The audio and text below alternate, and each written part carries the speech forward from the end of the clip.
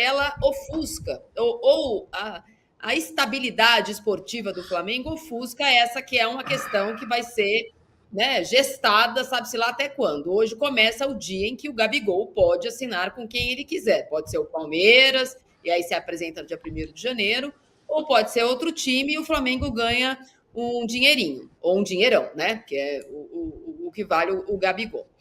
Ontem o Marcos Braz falou o seguinte sobre o jogador. Antes do jogo, né? O Alexandre Matos tinha falado para mim, acho que falou com o Mauro César Pereira também, sobre o Cruzeiro ter fechado a sua janela antes mesmo da janela oficial ter aberta e que o Gabigol não seria alvo do interesse do Cruzeiro. Depois do jogo, o Marcos Braz falou o seguinte, vamos ouvir.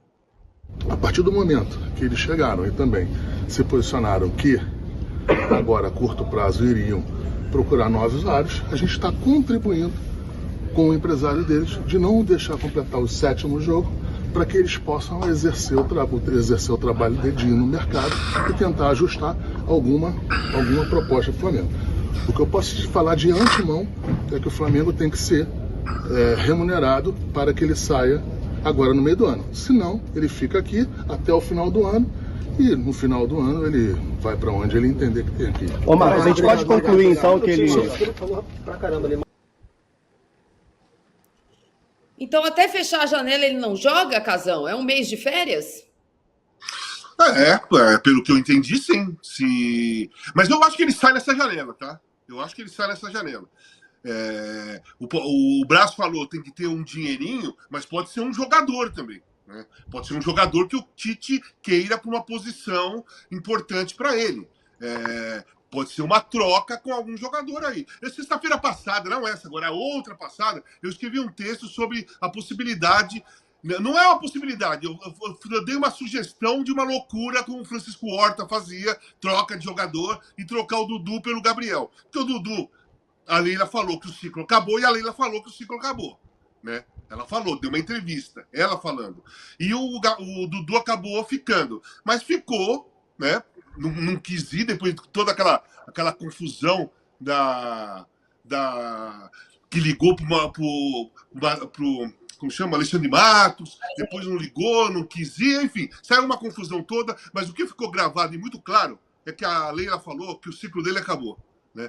Então eu acho que o Palmeiras vai tentar colocar o Dudu em alguma negociação agora, nessa janela, porque, cara, se a presidente falou que o ciclo dele acabou, é para se levar em consideração, principalmente um presidente como a Leila, que comanda mesmo, que organizou o clube, que é um time campeão todo ano. Então, ela se sentiu muito traída, talvez, pela essa questão do Dudu, e ela falou que o ciclo acabou. E eu acho que pode pintar, quem sabe, uma troca Dudu e Gabriel. Isso pode pintar. Eu acho que eu acho que é viável, não é uma coisa impossível, não. Mas, independentemente disso, eu acho que o próprio grupo do Gabriel vai entender que não vai ser legal para ele caso ele não saia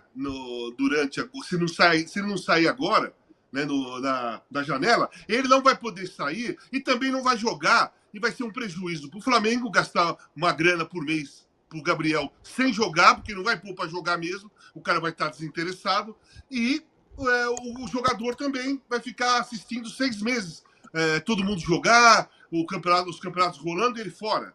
Né? Então eu acho que na janela, essa janela que começou hoje, né? Começou hoje a janela? Não. Hoje é dia 10. Hoje ele pode assinar. 10, a janela é dia 10. Então, quando abrir a janela dia 10, eu acredito que o Gabriel saia do Flamengo. Que não vai ser bom nem para ele, nem para o Flamengo ficar com ele lá, sendo que ele não vai ser utilizado. Ô, Rosa, põe aquele negócio do Silvio Santos, assim, você troca, do Abel, né? Você troca o Dudu pelo Gabigol. Lembrando só uma coisa, no caso do Dudu. O Tite não gosta do Gabigol, mas também passou 4 anos sem gostar do Dudu, né? Acho que chamou uma única vez. Não sei se ele quer muito o Dudu. Essa é uma troca que eu vejo. Eu sei que no futebol tudo é possível, mas essa é uma troca que eu não vejo essa possibilidade de acontecer, não. Mas talvez o Palmeiras com o dinheiro em caixa pode, por que não se manter os dois, entendeu? até para o dinheiro para fazer um investimento, deixar os dois jogadores juntos, né? Mas, olha, agora, se fosse essa pergunta para mim, se eu fosse o dono do Caixa, eu não vejo o Gabriel como um jogador que que é um jogador que pensa muito mais nele do que no grupo. Não é o perfil do Abel, por mais que falam que pode ser aprovado, que o Abel pode se interessar, o Abel não gosta de jogador que pense muito mais nele do que no coletivo, Marília. Mas tu tem dado declarações de que quer o Gabriel, né? A gente tem visto na imprensa várias notícias de que o Abel gosta da ideia de trazer o Gabriel. Sei. Eu tenho. Não sei se também é uma declaração. Eu vejo como uma declaração, Renato, sabe aquela coisa, eu gosto de jogador, mas internamente o que eu vejo e outros jogadores que ele recebeu, e ele já falou muitas vezes também, trazer um jogador com um salário de um Gabriel é preferível investir em outros jogadores. Já foi oferecido para ele, por exemplo, os jogadores de alto salário do exterior, ele não quis, entendeu? Então, na imprensa ele pode falar alguma coisa dessa, mas internamente ele sabe que um jogador desse vai trazer muito mais prejuízo para o grupo do que para a performance da equipe. Não estou dizendo que o Gabriel seja um jogador, mas resta saber também uma coisa que a gente já falou e também a gente fala do outro ex-santista lá, o Neymar. O que o Gabriel quer da vida, entendeu? Ele quer o quê? Faz quase 2 anos que a gente fala dele, não fala dele muito mais coisas que acontecem fora do campo do que dentro de campo. Então, assim, tem essa questão também. O que ele quer da vida? Bom, o Marinho Saldanha está muito feliz que a gente recebeu um superchat, mas está provocando o Renato, porque ele disse assim, o Gabigol disse que o Wallace Medeiros mandou aqui pra gente. O Gabigol disse que queria se aposentar no Flamengo e cumpriu, está aposentado, ganhando uma fortuna e sem trabalhar. A questão é justamente essa, né? O salário do Gabigol é um salário enorme e se ele não acertar com ninguém nessa janela em que o Flamengo aceite a contraproposta, ele vai ganhar o salário dele até o final do ano. Sendo o Flamengo um clube saneado, talvez seja o preço a ser pago antes da eleição, Renato, só para a gente terminar o Flamengo, para não entregar de bandeja o cara que é o símbolo de 2001, um dos símbolos, mas talvez o maior símbolo dessa passagem, desse período muito vencedor do Flamengo. Não vai entregar esse jogador por menos dinheiro para o principal rival no país, que é o Palmeiras.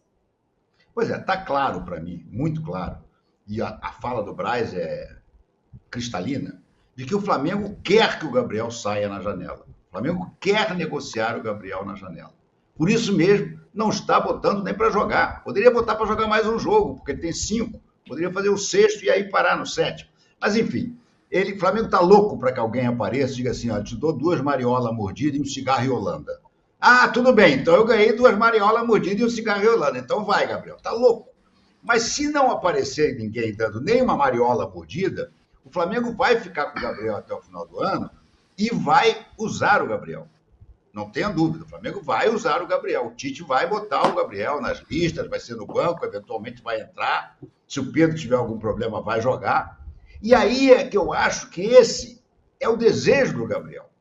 O Gabriel deixou vazar por pessoas próximas, e aí foi ele, não foi o empresário, que ele não sai do Flamengo por menos do que um salário de 3 milhões de reais por mês. Quem é que vai pagar o Gabriel, a esse Gabriel, 3 milhões de reais por mês? E ele disse que isso é inegociável.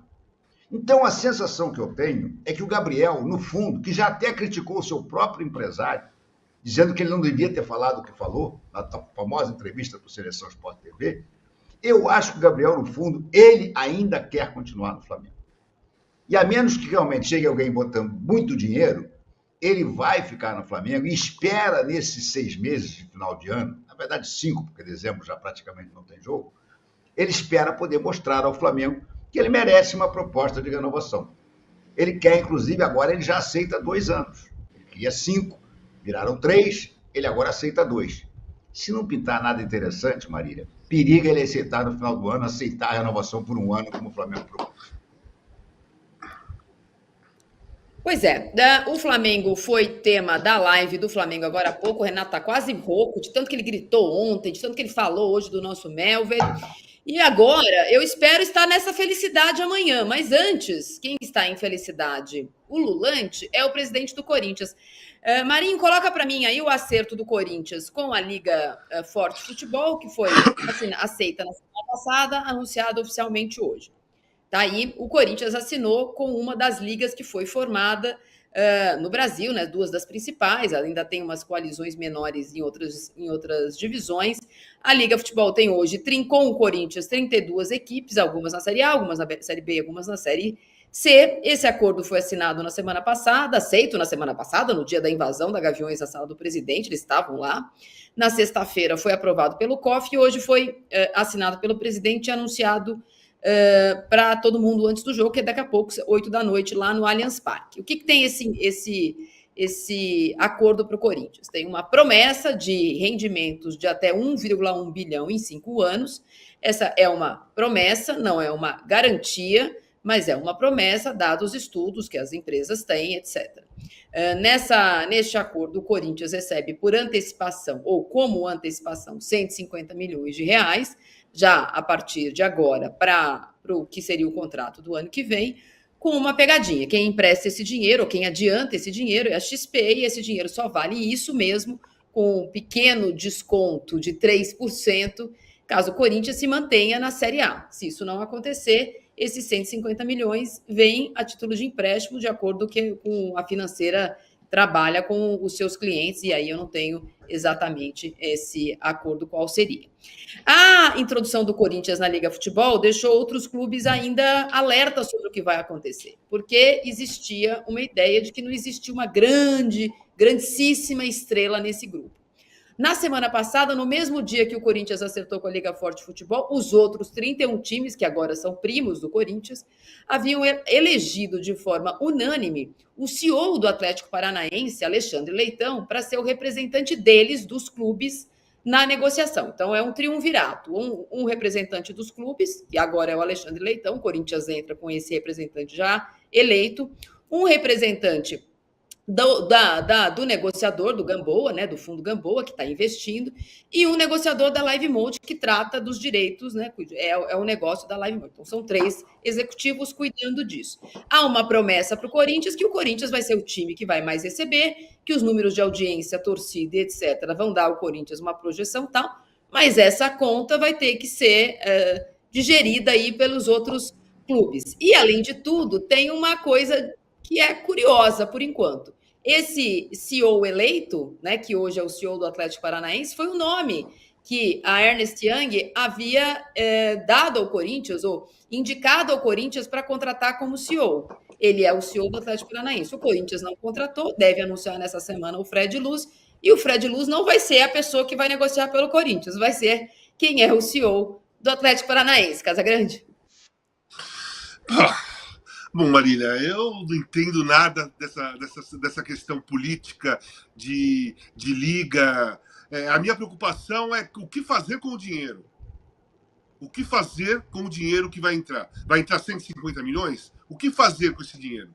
Vai começar a pagar as dívidas? Ou vai contratar 2 grandes jogadores que queiram vir para o Corinthians? Porque não está fácil arrumar jogador que fala assim, não, eu quero jogar no Corinthians assim. Não está fácil.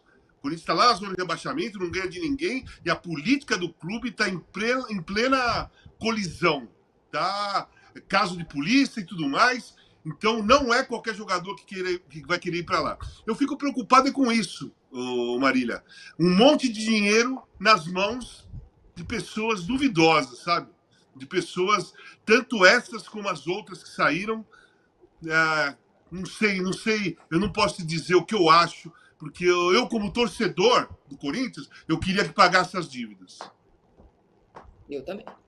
Como torcedora também, e acho que como torcedor e o CORE que aprovou, né, que é o órgão do Corinthians que aprova esse tipo de negócio, eu acho que é necessário que exista um plano, que o presidente do Corinthians diga para o CORE com o que vai fazer com esse dinheiro. Na teoria, o regimento interno do Corinthians diz que contratos a partir de tal valor, e nesse caso esse valor passou, o CORE precisa aprovar ou não aprovar. No caso é o acordo, está aprovado.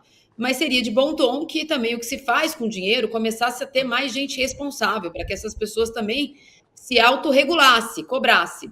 Sobre isso, Rosa, na semana passada, o presidente do Corinthians, depois de se reunir com chapas, conseguiu se reaproximar do vice Osmar Stabile, que para a gente aqui, né, no UOL também a gente publicou, havia reclamado da condução do presidente nos últimos meses da crise do Corinthians e disse que iria lá na sexta-feira cobrar mudanças. Ele não é exatamente da mesma chapa que o presidente do Corinthians. Na sexta-feira, além de darem as mãos e os dedinhos, o Osmar Stabile saiu da reunião do CORE com novas funções no Corinthians. Nesses primeiros 6 meses, além de um afastamento por saúde, ele realmente não tinha sido colocado parceiro ou partícipe de várias coisas que o Corinthians fez. A partir dessa semana, até me prometeu um café, hein, seu Osmar Stabile? Ganhando ou perdendo hoje, tem café essa semana. O vice-presidente do Corinthians vai assumir a função de braço direito do presidente junto ao Fred Luz, que vai ser o novo CEO. Não sei se a mudança do calendário para o segundo semestre aponta coisas novas, mas são algumas mudanças que a direção do Corinthians, em meio a tanta crise, está tomando para se segurar. É uma coisa, essa engenharia política, econômica e até de torcida que envolve o Corinthians precisa também de paz interna, né? Eu sei que a gente fala uma palavra até palavra que tem um sentido de você ter uma mudança, de você ter uma coisa de todo mundo remar na mesma maré, né, Marília? Mas fica aquela questão, o envolvimento político, o envolvimento que já respingou até em questão criminal, será que não chegou a hora de todo mundo ter essa paz interna e todo mundo chegar nessa conclusão de que o mais importante, como o Casagrande frisou, é saber enxugar a máquina? A gente falou muito semana passada que é um processo doloroso, que o Corinthians tinha que passar por isso, é um processo de que isso vai trazer credibilidade para o clube, credibilidade junto ao torcedor, credibilidade junto aos credores. E agora, se apaziguar os ânimos, se todo mundo, como você falou, houve esse acordo político entre as forças que estão tentando salvar o Corinthians dentro dessa questão toda de que deixou o Corinthians gigante desse tamanho que a gente sabe, mas tantos e tantos problemas que respinga na falta de credibilidade, na falta de resultados dentro de campo. Talvez esses acordos. E tem outra coisa que ele também prometeu, né? Diz que pode ser que anuncie nessa semana, né, Marília, o maior contrato de patrocinador de camisa, de patrocínio do futebol brasileiro. Não sei se isso vai realmente, é apenas mais uma falácia do presidente do Corinthians, ou se também vai acontecer realmente, e aí vai trazer credibilidade para o clube. Eu acho que é isso que o Corinthians precisa: credibilidade, paz, porque só assim ele vai conseguir sair desse buraco. Se ficar, como o Casagrande falou, pegar esse dinheiro, né, Casão, e aí usar para outros fins que não seja arrumar a casa, se vai trazer mais jogadores. Já estão nas redes sociais, hoje eu vi uma lista de 2 ou 3 jogadores estrangeiros que podem chegar nessa janela, jogadores com os valores que é fora do mercado, no mercado nacional. Aí não vai adiantar, vai ficar sempre essa bola de neve vai acontecer. E por outro lado, pode ter em outras dívidas, pode afetar e causar o famoso transfer ban. Quer dizer, o Corinthians precisa primeiro arrumar a casa para depois pensar em voos maiores, né? Qual?